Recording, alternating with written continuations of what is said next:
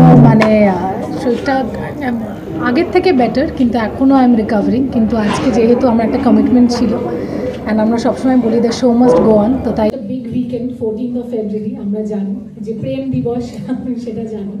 আমাদের সরস্বতী পুজো হয়ে গেছে, এবার 14 তারিখ আসতে চলেছে। সো 14, 15, 16 সবাই আমাকে প্রচুর মেসেজ করছে যে আমরা যাচ্ছি সবাই মিলে দেখতে বিনোদিনী। রানী শুরু কর, স্টার্ট।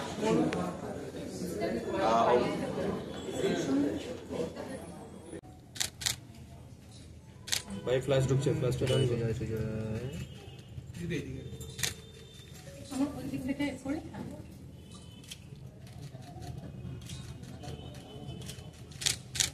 এটা বিনোদিনী নিজের আওয়াজ।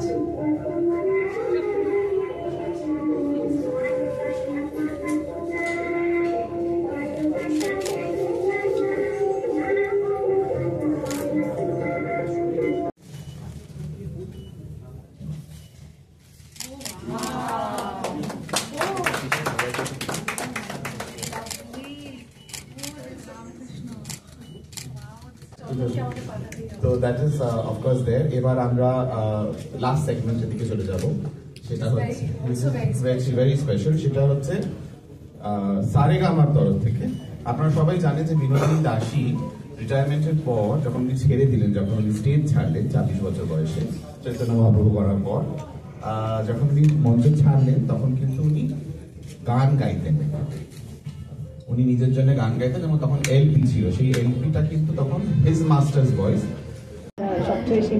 আই এম স্টিল রিকভারিং, এখনও মানে শরীরটা আগের থেকে বেটার, কিন্তু এখনও আই এম রিকভারিং। কিন্তু আজকে যেহেতু আমার একটা কমিটমেন্ট ছিল অ্যান্ড আমরা সবসময় বলি the show must go on, তো তাই আজকে আসা। এবং আজকের দিনটাও খুব স্পেশাল, কারণ আজকে বিনোদিনী ওনার আজকে মৃত্যুবার্ষিকী। সো সেই জন্য আজকে আরও বেশি এই দিনটা আমাদের আগের থেকেই মাথায় ছিল, তাই আজকে আসা। বিনোদিনী ঠিক থেকে যাচ্ছে, মানে আছে তো বটেই, একের পর এক বিনোদিনীময় হয়ে থাকছে। এটা কেমন লাগছে যে অনেকগুলো জিনিস ঘটলো? হ্যাঁ অবশ্যই, এবং অনেকগুলো আবার যেন ছোট্ট ছোট্ট স্বপ্ন পূরণের মতো জিনিস ঘটলো। এবং অসাধারণ একটা দিন, যেন আমি সবসময় বলি যে মানে স্টার থিয়েটার, বিনোদিনী থিয়েটার হয়ে ওঠার পরে যেন আরও বেশি প্রতিটা মুহূর্তে একটা অনুভব করি যে যেন দুহাত ভরে আশীর্বাদ করছেন, কিছু না কিছু একটা দিয়েই যাচ্ছেন, এরকম একটা আমাদের ফিলিং। আমরা টিমে আমরা সারাক্ষণ এটা ডিসকাস করি। অনেক সময় এটা হয় না যে এটা হয়তো আমরা মন থেকে হয়তো আমরা নিজেদের মধ্যে হয়তো বলছি, আদৌ সত্যি ঘটছে কি কীভাবে হচ্ছে জানি না, কিন্তু হচ্ছে। এবং আজকে খুবই ভালো লাগলো যেমন হরি মন মজায় তাকে যদি একটা ইমপ্রেশনিজমের মাধ্যমে যেভাবে একটা পেন্টিং আজকে আমরা পেলাম, বা যেভাবে আজকে এত বছর পর একটা বাংলা সিনেমার একটা লং প্লে ফরম্যাটে একটা রেকর্ড পাওয়া, যেটা আই থিঙ্ক আবার স্মরণীয় হয়ে থেকে যাবে। সো অবভিয়াসলি খুব ভালো লাগছে যে বারবার ছোট ছোট করে অনেক কিছু উপহার পাচ্ছি বিনোদিনীর মাধ্যমে। প্রেস, মিডিয়া, বন্ধু বান্ধব যারা বিনোদিনী এতদিনে দেখে ফেলেছেন এবং যারা দেখছেন এবং যারা আমাকে সোশ্যাল মিডিয়াতেও লিখছেন যে আমরা দেখতে যাচ্ছি এই উইকেন্ডে, অফকোর্স এটা একটা বিগ উইকেন্ড 14 ফেব্রুয়ারি আমরা জানি যে প্রেম দিবস, সেটা জানি। আমাদের সরস্বতী পুজো হয়ে গেছে, এবার 14 তারিখ আসতে চলেছে। সো 14, 15, 16 সবাই আমাকে প্রচুর মেসেজ করছে যে আমরা যাচ্ছি সবাই মিলে দেখতে Binodini. So thank you so much. যে পরিমাণে সবাই ভালোবাসছে ছবিটাকে, যে পরিমাণে সবাই রিভিউজ দিচ্ছে। আমি কিছুদিন আগে একটা বেঙ্গল সামিটে গেছিলাম, ওখানে গোটা স্টেজ জুড়ে সবাই বিনোদিনী নিয়ে কথা বলছিলেন, মানে I was over the moon at that moment. But আজকে এই মুহূর্তটা যেটা ভাইসা যাইব নিয়ে আমাকে বলতে হবে, এই গানটা যখন আমি প্রথম শুনি, আমি একজন ঘোরে ছিলাম যখন আমি এই গানটা প্রথম শুনি। আমি রামকে বললাম, রাম এটা কি? তখন বললো যে this is the magic of Saurendra Soumyaji and Rekha Bhardwaj.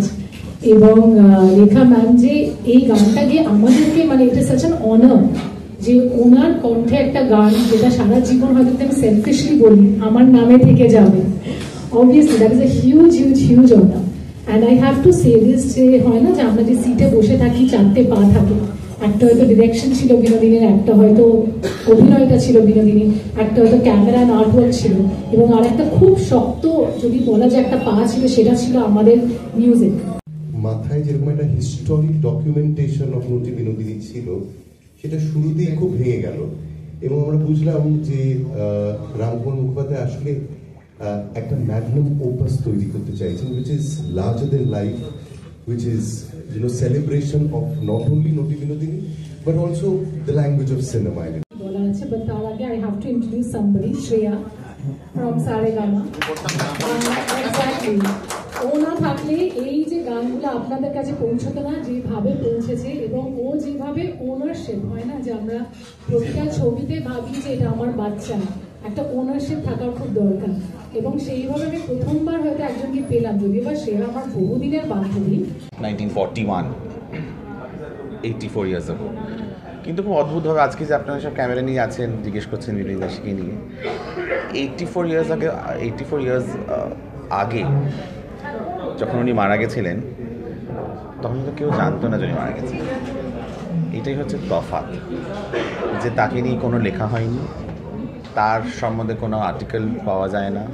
Amritabazar পত্রিকা বা তখন যুগান্তর বা যেই পত্রিকাগুলো ছিল, সানডে অবজারভার ছিল বোধহয়, টাইমস অফ ইন্ডিয়া অফকোর্স ছিল তখন, এই একটা কোথাও তার সম্বন্ধে কিচ্ছু পাওয়া যায় না। আজকে দাঁড়িয়ে আপনারা মিডিয়া বিনোদিনী দাসী নিয়ে কথা বলছেন, সেটা একটা জয়, যে আমরা যেটা চেয়েছিলাম, আমি, রুক্মিণী, সৌরেন্দ্র, সৌম্যজিৎ, দেব, প্রতীক, সবাই মিলে আমাদের পুরো টিম, মানে আমরা টিম বিনোদিনী বারবার করে আসছি, কারণ এত নাম বারবার নেওয়া যায় না। তো টিম বিনোদিনী আমরা চেয়েছিলাম যে দর্শকদের কাছে পৌঁছতে, মিডিয়ার কাছে পৌঁছতে, আপনাদের কাছে পৌঁছতে, কারণ বিনোদিনী শুধু একজন থিয়েটার আর্টিস্ট ছিলেন না, she was A revolutionary, she was one of the first renaissance woman যদি বলা যায়, তাহলে সেটাও বলা যেতে পারে সেই সময়কার।